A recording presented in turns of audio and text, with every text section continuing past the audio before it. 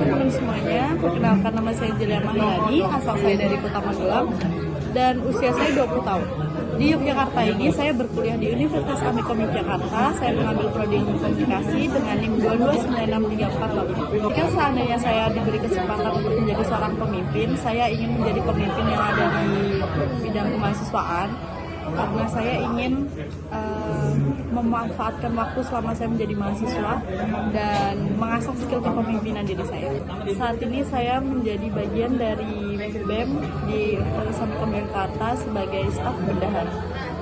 Visi saya dalam menjadi pemimpin ini adalah menjadi agen perubahan yang menginspirasi dan membantu mahasiswa dalam mencapai potensi mereka, serta menjadi pemimpin yang berpengaruh di dalam dan di luar kampus. Misi saya menjadi pemimpin adalah mengembangkan pemimpin, memberikan platform dan peluang bagi mahasiswa untuk mengembangkan keterampilan kepemimpinan melalui beragam kegiatan dan program. Yang kedua, memberdayakan mahasiswa, memberikan sumber daya, dukungan, dan bimbingan agar mahasiswa dapat meraih potensi akademis dan non-akademis mereka sepenuhnya. Yang ketiga, pemberian layanan, menyediakan layanan dan program yang mendukung kesejahteraan mahasiswa serta mempromosikan inklusivitas dan keberagaman. Dan yang terakhir, kolaborasi dan jaringan, membangun kemitraan dan kolaborasi dengan organisasi lain, baik di dalam maupun di luar kampus, untuk memperluas kesempatan dan memberikan manfaat bagi mahasiswa. Strategi saya dalam mewujudkan visi dan misi saya, mengembangkan keterampilan, fokus pada pengembangan keterampilan akademis dan non-akademis, seperti kepemimpinan, komunikasi, dan kerja tim, melalui berbagai program pelatihan lokal karya dan kegiatan pengembangan diri. Yang kedua, keterlibatan mahasiswa. Mendorong keterlibatan mahasiswa dalam kegiatan ekstrakurikuler, organisasi, klub, atau acara kampus yang memperluas pengalaman mereka di luar lingkungan akademis. Dan yang terakhir, memperdayakan komunitas mahasiswa. Membangun komunitas yang inklusif dan mendukung untuk mahasiswa dengan mengadopsi program dukungan emosional, akademis, dan sosial. Cara saya untuk memulai proses memimpin, saya memilih karakteristik terpilih dalam memimpin sebuah organisasi atau perkumpulan. Karakteristik ini hal yang membuat saya jalan dari mana dan seperti apa yang memulai langkah hebat untuk memimpin. Dan hal tersebut terdapat pada prinsip hidup yang saya tekuni sampai sekarang ini. Langkah awal dari proses saya memimpin ialah berkaca dengan diri saya sendiri bahwa saya adalah cermin yang akan menjadi contoh bagi banyak orang.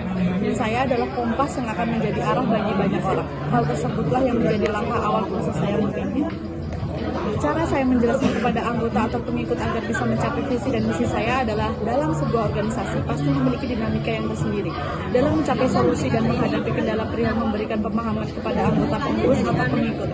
Di sini saya mencoba menyampaikan langkah strategis yang saya miliki untuk menjadi solusi dari persoalan di atas. Yang pertama, kajian.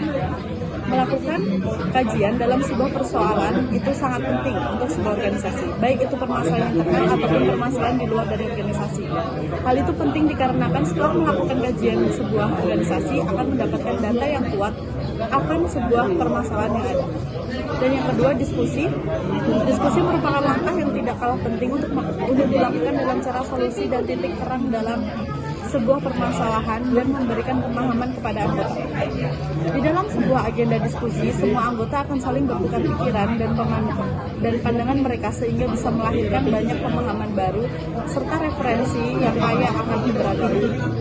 Dan yang terakhir, wawancara musyawarah.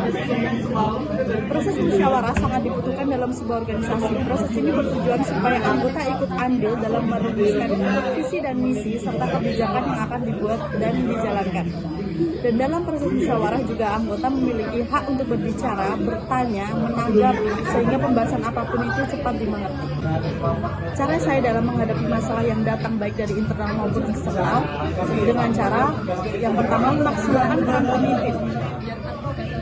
Pemimpin memiliki peran yang sangat penting dalam sebuah organisasi, sebab pemimpin merupakan cerminan dan arah bagi sebuah organisasi.